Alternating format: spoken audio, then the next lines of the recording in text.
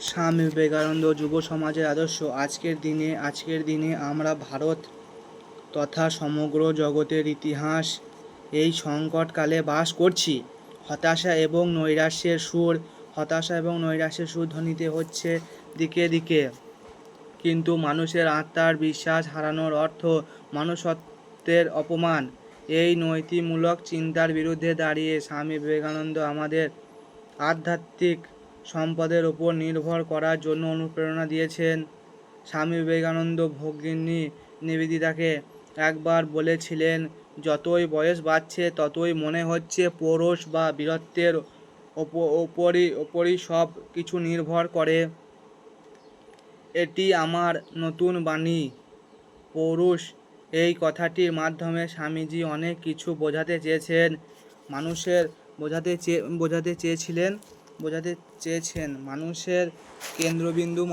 কেন্দ্রবিন্দুতে যে আত্মা বা দিব্য স্ফূর্তিও সদা বিদ্যমান, সে বিষয়ে মানুষের মধ্যে সচেতনতা আনতে চেয়েছেন স্বামীজি।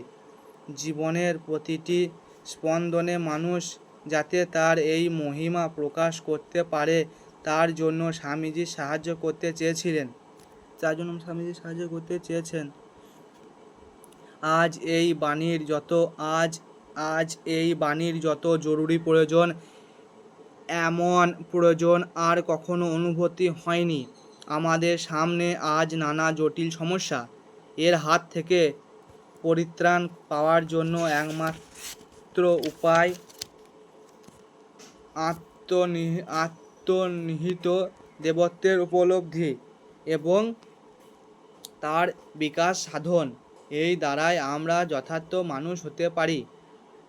আমরা এখন দেশ গঠনের বিশাল কর্মে নিযুক্ত।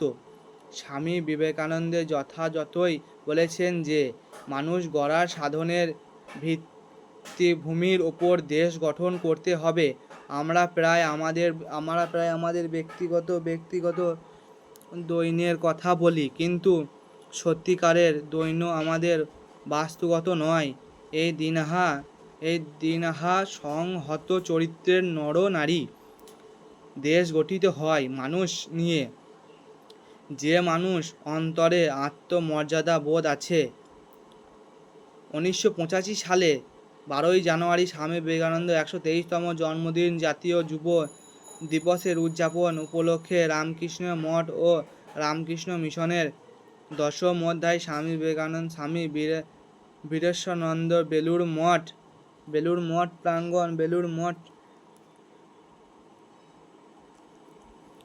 মঠ প্রাঙ্গণে সমবেত যুব সম্প্রদায়ের উদ্দেশ্যে বলেন, আজকাল ভারতের যুব সমাজ ভারতের পুনর্গঠন খুবই উৎসাহী। তারা এই মহান ভারতের স্বপ্ন দেখে, কিন্তু কিভাবে এই কাজ করতে হবে সেটাই প্রশ্ন। ব্রিটিশ রাজত্বের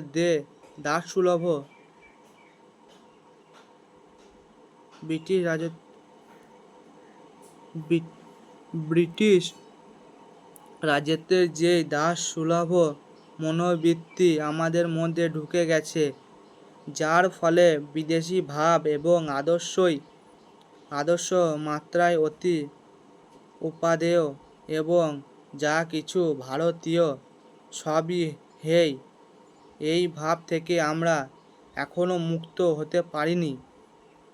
এই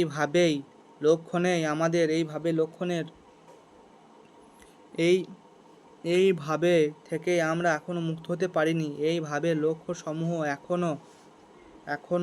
এখনো থেকে গেছে বলে আমরা ভারতীয় সমস্যার সমাধানের জন্য বিদেশি ভাবের পিছনে ছুটি। আমাদের অতীত ঐতিহ্যের দিকে তাকাই না, কিন্তু এটি বৈজ্ঞানিক দৃষ্টিভঙ্গি নয়।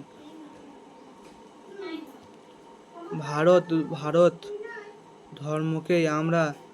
ধর্মকেই তার জীবনের মহত্বের লক্ষ্যে বলে মেনে এসেছি। এই ধর্মই আমাদের জীবনের কেন্দ্রস্থ। এই ভাব পরিত্যাগ করা আমার আত্মবিশ্বাস পথে নেবে। নমস্কার।